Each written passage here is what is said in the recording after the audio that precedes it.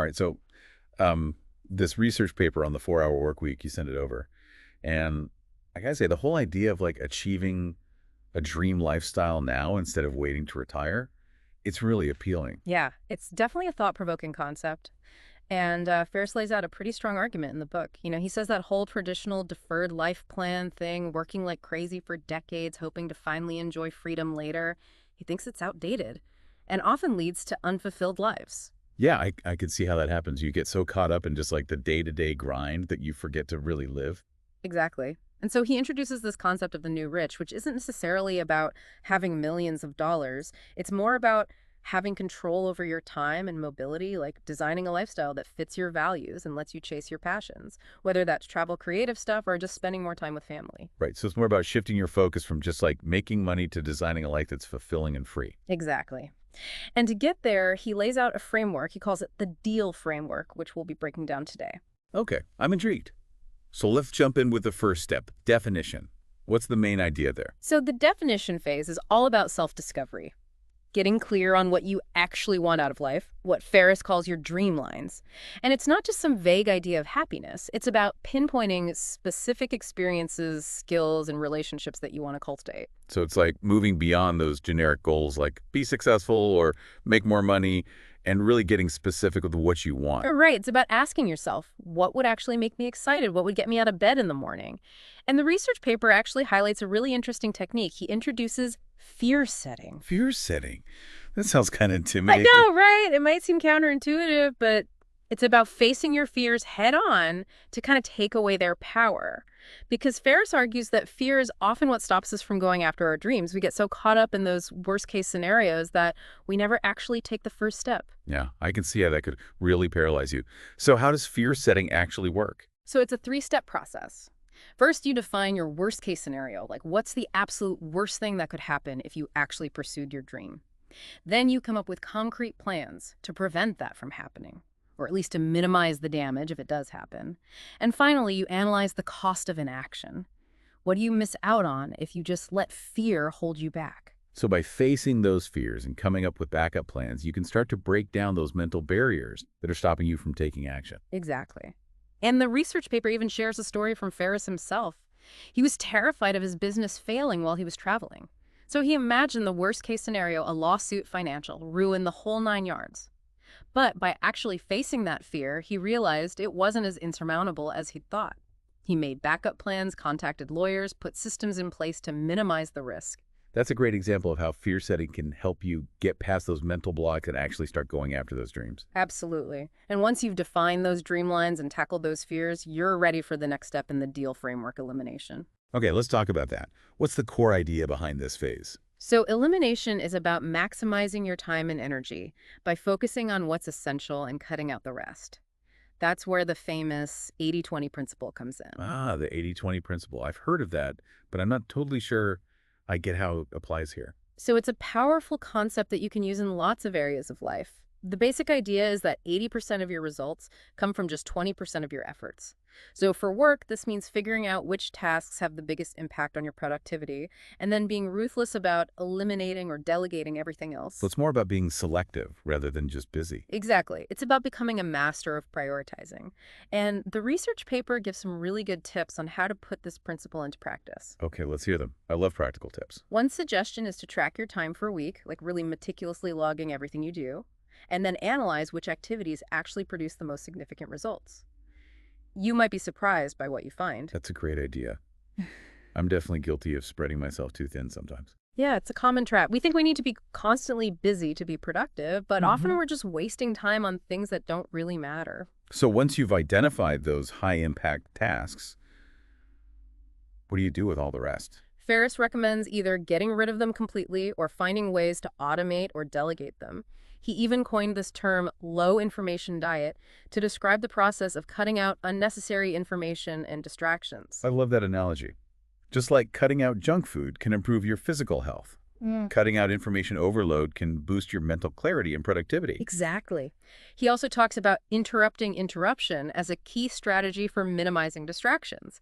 So setting specific times for checking email and returning calls instead of reacting to every notification as it comes in. Okay, that makes sense. It would definitely help you stay focused on those important tasks. And lastly, he recommends batching similar tasks together. So instead of checking email all day long, you set aside a specific block of time to power through all of them at once. So it's all about creating systems and routines that optimize your time and energy. Precisely.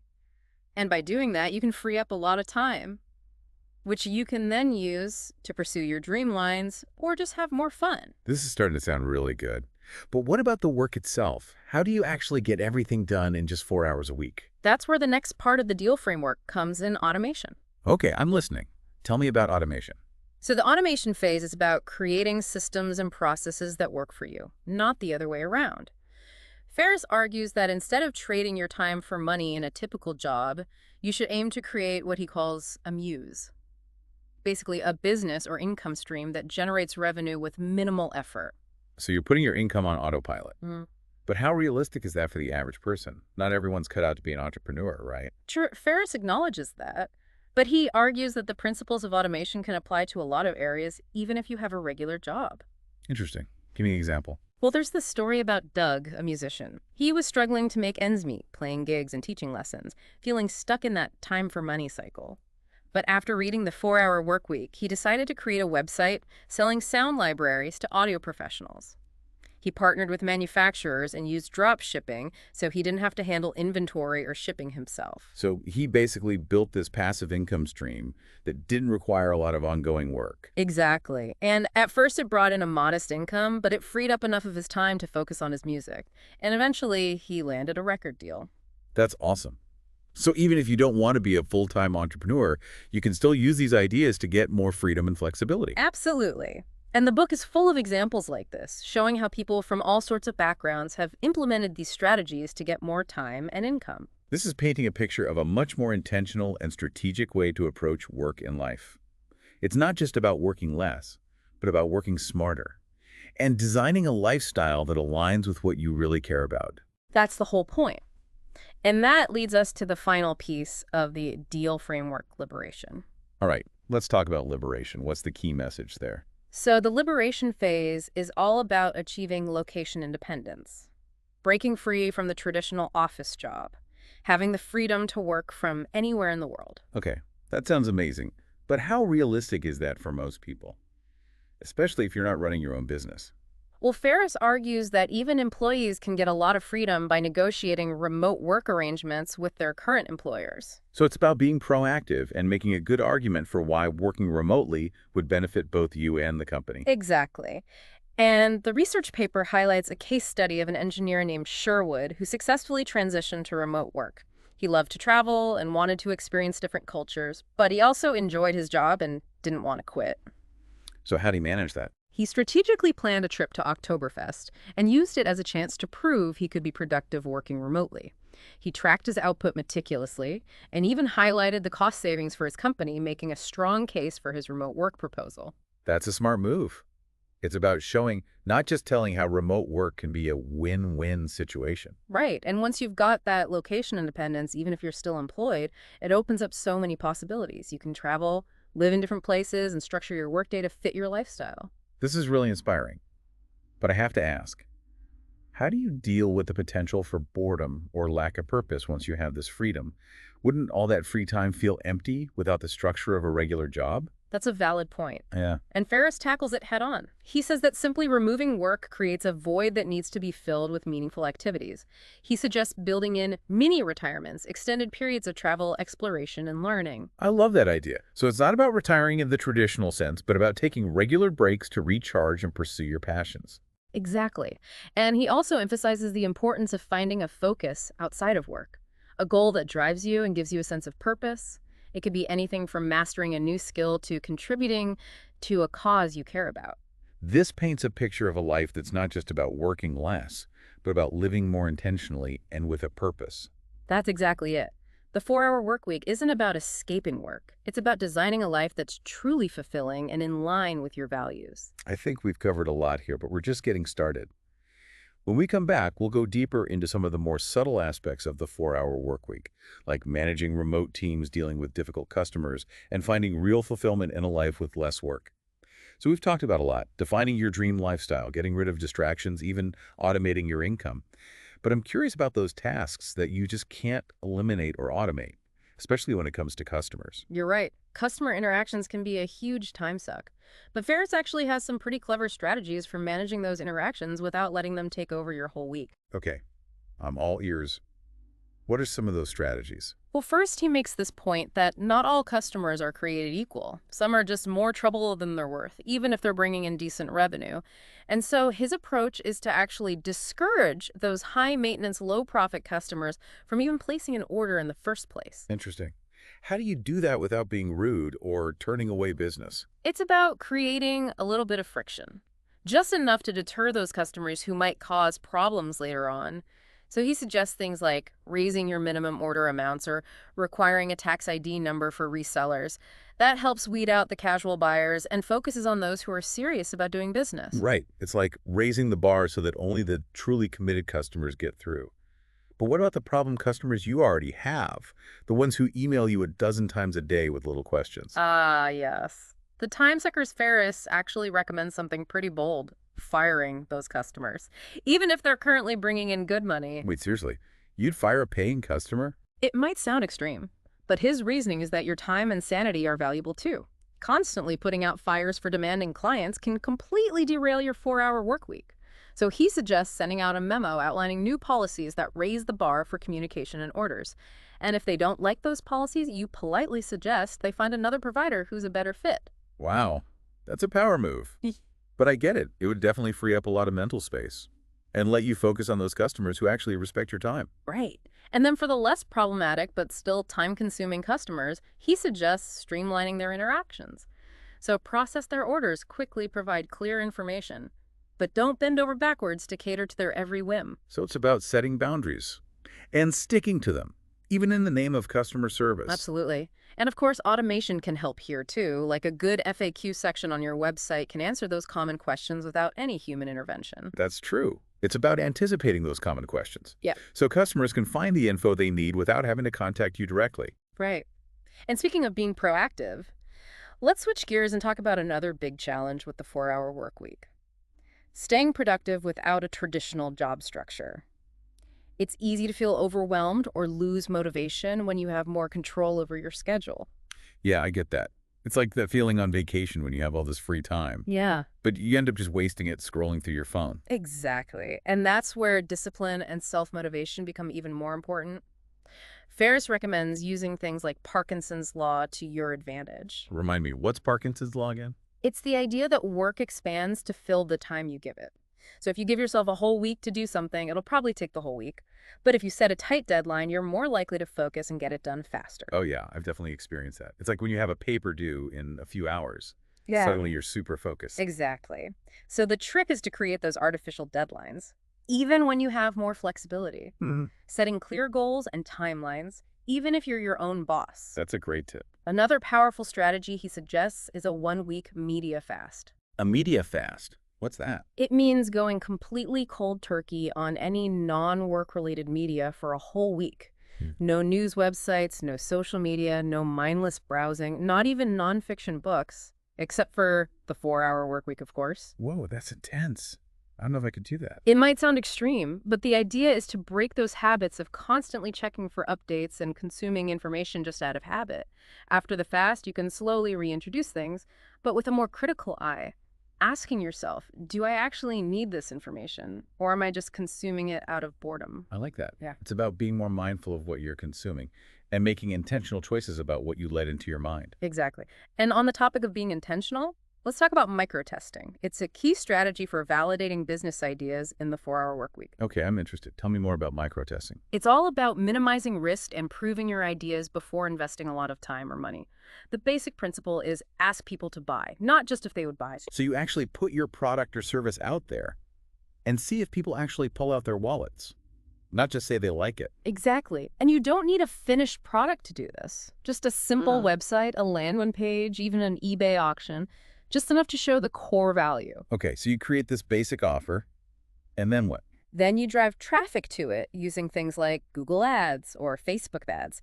By tracking the results, like click-through rates and conversions, you get a clear picture of how much real interest there is. So it's a way to test the waters before jumping all the way in. Yeah.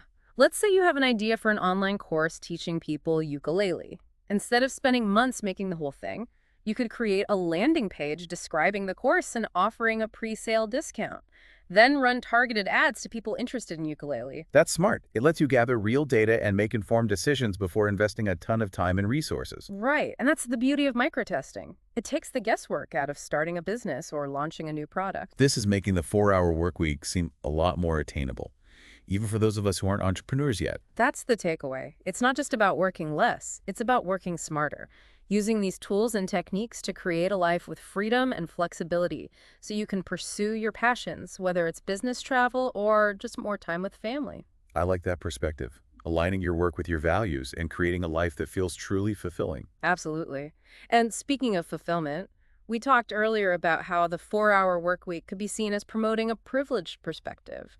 It's important to acknowledge that not everyone has the same chances or resources to achieve this kind of lifestyle. That's true. It's a valid criticism. Hmm.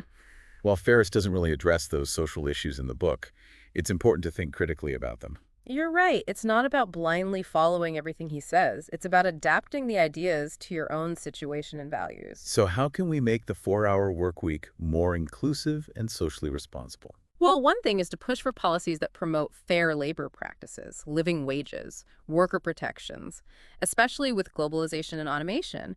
We need to make sure that those contributing to our businesses, even remotely, are treated fairly. Right. If we're embracing outsourcing and remote work, we have to make sure it's ethical and doesn't exploit workers. Absolutely. Mm. And we can encourage people to use their free time and resources for good, like volunteering, social entrepreneurship, or being more involved citizens, recognizing that individual freedom is tied to our collective well-being.